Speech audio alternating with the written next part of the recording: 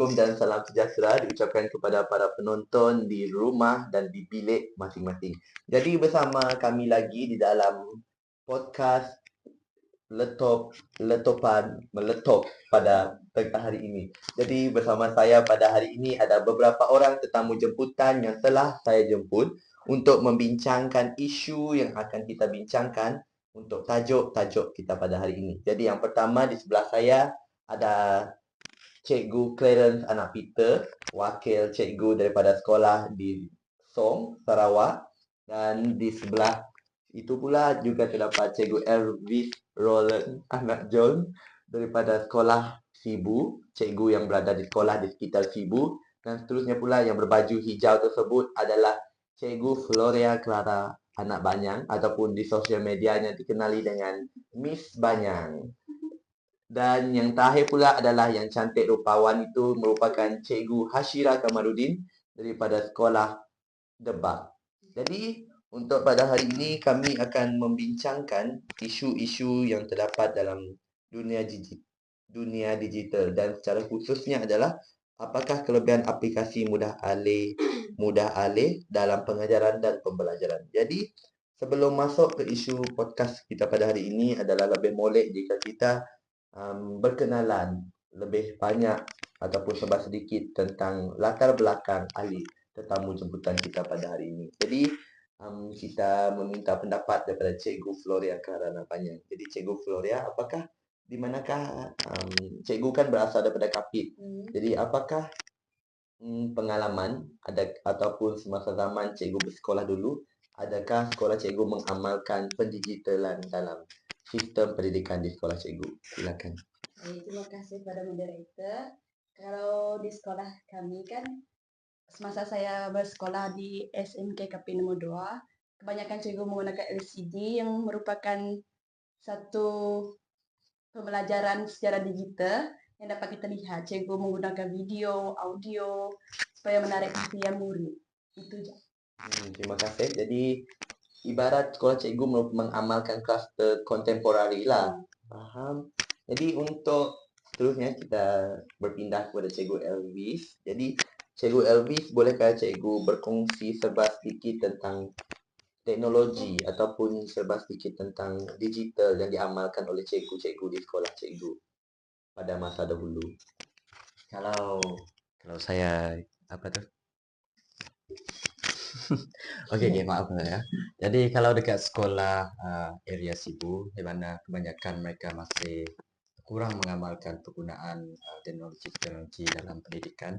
Tapi salah satu sekolah yang telah saya lawat iaitu SMK Sekihat Inggeris, mereka telah kebanyakan cikgu mereka telah mengamalkan penggunaan LCD dan beberapa daripada mereka juga menggunakan peralatan seperti laptop untuk mengajar di dalam kelas lah. Jadi sekarang cara untuk mereka mengajar lebih mengaplikasikan digital dalam pendidikan mereka berbanding dahulu.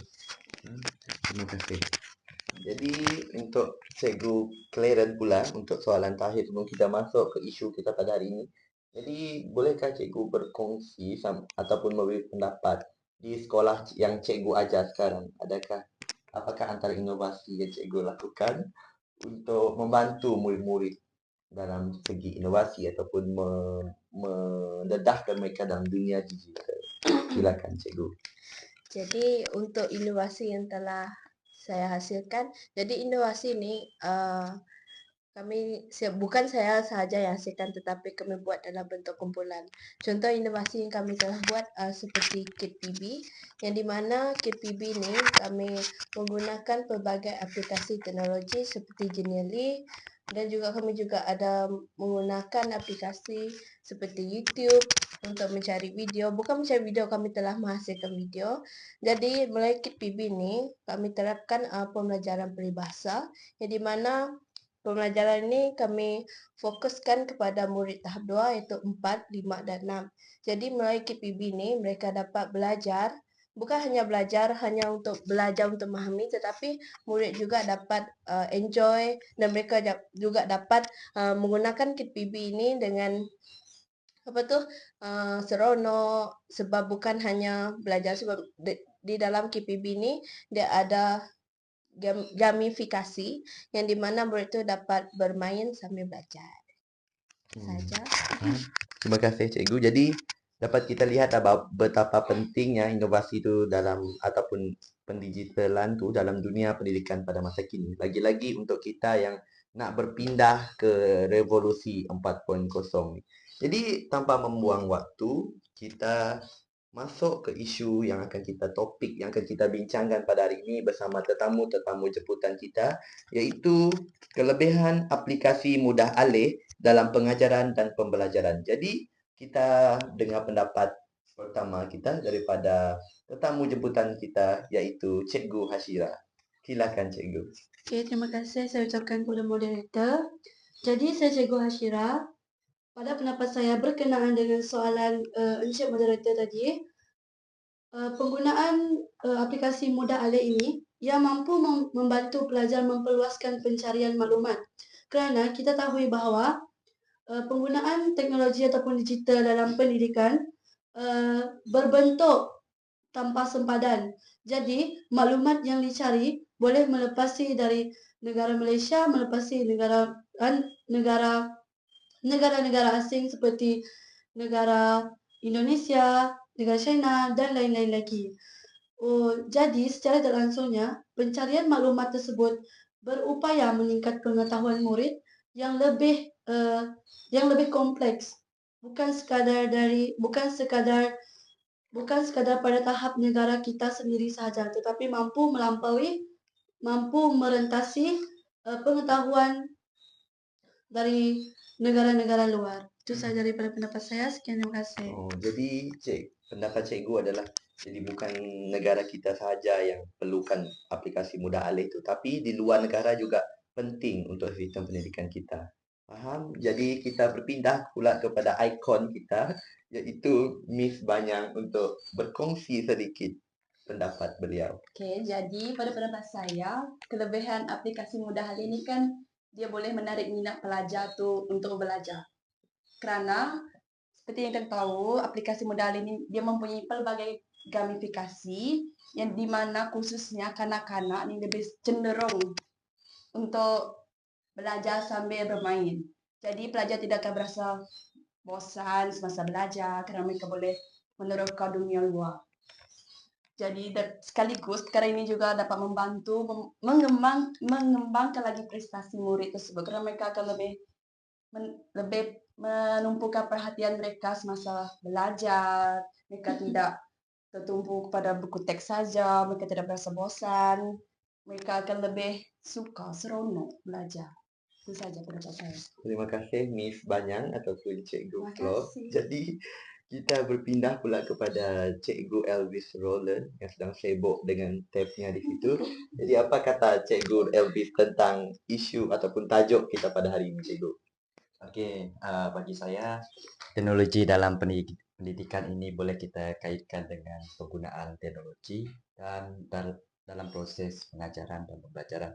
Jadi ini dia lebih pada melibatkan peralatan dan teknik pengajaran yang terkini lah.